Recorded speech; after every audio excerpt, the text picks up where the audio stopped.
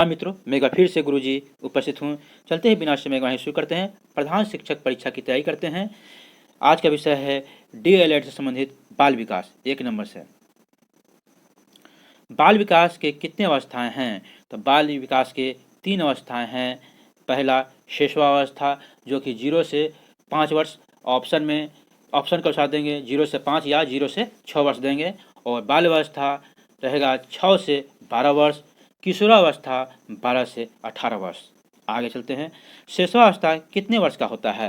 तो शिशुअवस्था 0 से 6 वर्ष का होता है। और तो शिशुआ काल कितने वर्ष का होता है? शिशुआ काल 0 से 2 वर्ष का होता है। तो पूर्व बाल अवस्था 2 से 6 वर्ष तक, उत्तर बाल अवस्था 6 से 12 वर्ष और किशोरावस्था 12 से 18 वर्ष का होता है। आगे, विकास की प्रथम अवस्था किस अवस्था को कहते हैं? तो शिशुअवस्था को कहते हैं। किसने कहा था कि बालक को जो बनना है वो प्रारंभिक के 4 से 5 वर्ष में बन जाता है? जी हाँ, किसने कहा था कि बालक को जो बनना है वो प्रारंभिक के 4 से 5 वर्षों में बन जाता है? तो फ्राइड ने कहा था। आगे, शिशुअवस्था को सीखने का आदर्श काल किसने कहा है? शिशुअवस्था को सीखने का आदर्श काल किसने कहा है? तो वैलेंटाइन ने कहा है। आगे, शिशुअवस्था को 20वीं शताब्दी का बालकों की शताब्दी किसने कहा? तो क्रो एंड क्रो ने कहा। जी हाँ, किसने कहा? क्रो एंड क्रो ने कहा। 8वां नंबर, किसके कथनानुसार 3 से 6 वर्ष का बालक अर्ध स्वप्न में रहता है? तो थॉर्नडाइक के अनुसार। जी हाँ, किसके कथनानुसार 3 से 6 वर्ष का बालक अर्ध स्वप्न में रहता है? तो थॉर्नडाइक के अनुसार है ये। आगे, बच्चे अपने माँ के गर्भ में कितने दिनों तक रहता है? तो बच्चे अपने माँ के गर्भ में 280 दिनों तक रहता है, अर्थात 9 महीने तक रहता है। 1 महीना 30 दिन का होता है, तो 3 से 9 में गुना करिए तो 227 आता है, अर्थात 280 दिनों तक लगभग रहता है। आगे, बालक शिशुअवस्था में पूर्ण रूप से अपने माता पिता पर निर्भर रहता है। जी हाँ, बालक शिशुअवस्था में पूर्ण रूप से अपने माता पिता पर निर्भर करता है। इसी अवस्था में बालक का मानसिक विकास की क्षमता में तीव्रता से वृद्धि होती है और सीखने में तीव्रता आती है। 10वां नंबर, किस अवस्था में सबसे ज़्यादा शारीरिक विकास होता है? तो शिशुअवस्था में होता है। जी, जितना भी शारीरिक विकास ज़्यादा होता है, सबसे ज़्यादा जो प्रौढ़ावस्था तक होता है, किशोरावस्था से प्रौढ़ावस्था तक सबसे ज़्यादा विकास शिशुअवस्था में होता है। और कुछ विशेषताएं इनके जानते हैं शिशुअवस्था का। शिशुअवस्था अधिगम का काल होता है। जी हाँ, मतलब सीखने का काल होता है। शिशुअवस्था में नैतिकता का अभाव भी होता है। प्राथमिक समाजीकरण की प्रक्रिया भी इसी अवस्था में होती है। शिशुअवस्था के सीखने का आदर्श काल कहा जाता है। यह सीखने का आदर्श काल कहा जाता है। जीवन का आधारशिला कहा जाता है। किसको? शिशुअवस्था को। शिशुअवस्था को नवीन का आधारशिला कहा जाता है। शिशुअवस्था को खिलौने की आयु कहा जाता है। जी हाँ, ये खिलौने से खेलते रहते हैं, इसलिए खिलौने की आयु कहा जाता है। यह काल अनुकरण द्वारा सीखने की अवस्था है।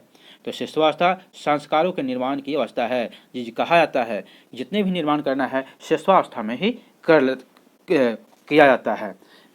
आगे, अतार्किक चिंतन की अवस्था इसी अवस्था में शिशु काल में ही होता है, शिशुअवस्था में होता है। आगे चलते हैं। 12 नंबर, जीवन का सर्वश्रेष्ठ काल किस अवस्था को कहता है? तो जीवन का सर्वश्रेष्ठ काल शिशुअवस्था को ही कहा जाता है। 13 नंबर, शिशुअवस्था को सीखने का आदर्श काल किसने कहा था? जी हाँ, बहुत ही इंपॉर्टेंट है। शिशुअवस्था को सीखने का आदर्श काल किसने कहा था?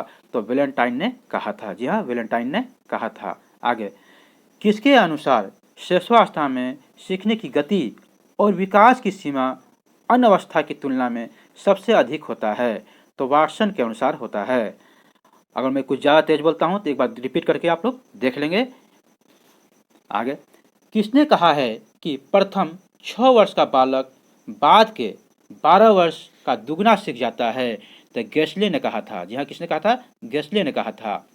व्यक्ति का जितना भी मानसिक विकास होता है उसका आधा 3 वर्ष की आयु तक हो जाता है। किसने कहा? तो गुड एंड एफ ने कहा। आगे, अब चलते हैं बाल अवस्था के। हमने पढ़ा था अभी शिशुअवस्था और बाल अवस्था के बारे में। देते हैं बाल अवस्था 6 से 12 वर्ष का होता है। इस अवस्था को गंदी अवस्था कहता है, क्योंकि बच्चे गंदे में खेलते हैं, यानी धूल मिट्टी में खेलते हैं और कपड़े गंदे करते हैं, वर्षा में गीले होते हैं, इसलिए इसे गंदा एज कहता है, यानी डर्टी एज कहता है। आगे, बाल्यावस्था को परिपक्वता का काल कहा जाता है। बाल्यावस्था को स्फूर्ति का भी काल कहा जाता है, गैंग एज या टोलिक एज कहा जाता है, जीवन का अनोखा काल कहा जाता है बाल्यावस्था को। जी हाँ, आरंभिक स्कूल की आयु कहा जाता है। जी हाँ, अभी कहा जाता है बच्चा 5 वर्ष पहले तो था तो नामांकन होता था, अब 6 वर्ष से नामांकन सरकारी विद्यालय में होते हैं, तो इसलिए आरंभिक स्कूल की आयु भी कहा जाता है। स्फूर्ति का अवस्था भी कहा जाता है, स्मार्ट एज इसी काल को कहा जाता है। खेल की अवस्था, संग्रह की प्रवृत्ति, तेजी से विकसित होने का एज, तार्किक चिंतन की अवस्था इसी अवस्था में होता है। आगे 17 नंबर, किसने कहा था कि बाल्यावस्था जीवन का निर्माण काल है? किसने कहा था कि बाल्यावस्था जीवन का निर्माण काल है? तो किलपैट्रिक ने कहा था। 18 नंबर, तो बाल्यावस्था मिथ्या परिपक्वता का काल किसने कहा था? तो रॉस ने कहा था। जी हाँ, यहाँ किसने कहा था कि बाल्यावस्था जीवन का निर्माण काल है? तो किलपैट्रिक ने। तो बाल्यावस्था मिथ्या परिपक्वता का काल किसने कहा था? तो रोस ने कहा था। बच्चे इस उम्र में ज़्यादा झूठ बोलने लगते हैं बाल्यावस्था में। आगे, बाल्यावस्था जीवन का अनोखा काल है। जी हाँ, बाल्यावस्था जीवन का अनोखा काल है। किसने कहा था? तो कॉल ने कहा था या कॉले ने कहा था। कॉल लिखा था, कॉले कहीं कहीं होता है। ठीक, आगे, बाल्यावस्था को संवेगात्मक विकास का अनोखा काल किसने कहा? जी हाँ, बाल्यावस्था को संवेगात्मक विकास का अनोखा काल किसने कहा था? तो कोल और ब्रूस ने कहा था। आगे, बाल्यावस्था के कितने भाग हैं? तो बाल्यावस्था के 2 भाग हैं, पहला पूर्व बाल्यावस्था, दूसरा उत्तर बाल्यावस्था। पूर्व बाल्यावस्था 6 से 9 वर्ष तक और उत्तर बाल्यावस्था 9 से 12 वर्ष तक कहता है। आगे, किस अवस्था को बालक के शिक्षा प्रारंभ करने का उत्तम अवस्था माना जाता है? तो जी हाँ, बाल्यावस्था को। अभी भी सरकारी विद्यालय में 6 वर्ष की उम्र में बच्चे का नामांकन होता है। आगे 23, बाल्यावस्था को मिथ्या परिपक्वता का या छंद का काल कहा जाता, किसने कहा? यहाँ बाल्यावस्था को तो मिथ्या परिपक्वता कहा जाता है, तो इसने किसने कहा था? एक बार फिर सुन लीजिए, बाल्यावस्था को मिथ्या परिपक्वता या छंद का काल किसने कहा था? तो रॉस ने कहा था। आगे 24 नंबर, शायद ही ऐसा कोई खेल हो जो 10 वर्ष का बालक न खेला हो, किसने कहा था? तो कहा था स्ट्रेक महोदय ने कहा था। आगे अब चलते हैं किशोरावस्था के बारे में। किशोरावस्था का समय कितना होता है? जो मैंने ऊपर बताया था, तो 12 से 18 वर्ष का होता है। चलते हैं किशोरावस्था को जानते हैं। जीवन का कठिन काल कहा जाता है। किशोरावस्था को जीवन का कठिन काल कहा जाता है। संघर्ष क्षेत्र, तनाव, तूफान का काल कहा जाता है। शिशुअवस्था की पुनरावृत्ति काल कहा जाता है। तार्किक चिंतन की अवस्था कहा जाता है किशोरावस्था को तार्किक, और अतार्किक अवस्था चिंतन का अवस्था कहा जाता है शिशुअवस्था को। जी हाँ, देखने के लिए तार्किक चिंतन की अवस्था कहा जाता है किशोरावस्था को, अतार्किक कहा जाता है शिशुअवस्था को। जीवन का स्वर्ण काल किशोरावस्था को ही कहा जाता है। आगे, जीवन का बसंत ऋतु भी किशोरावस्था को, संक्रमण की दशा भी इसी एज को कहा जाता है। टीन एज भी किशोरावस्था को कहा जाता है। आगे 26 नंबर देखते हैं। किशोरावस्था को तूफानों की अवस्था किसने कहा था? तो स्टैनले हॉल ने कहा था। जी हाँ, तूफानों की अवस्था स्टैनले हॉल ने कहा था। किसको? किशोरावस्था को। आगे, किशोरावस्था जीवन का सबसे कठिन काल है। किशोरावस्था जीवन का सबसे कठिन काल है, किसने कहा था? तो किलपैट्रिक महोदय ने कहा था। आगे 28 नंबर, किशोरावस्था बड़े संघर्ष, तनाव, दबाव, विरोध, झंझावत और तूफानों की अवस्था है। यह कथन किसका है? तो स्टैनले हॉल का कथन है।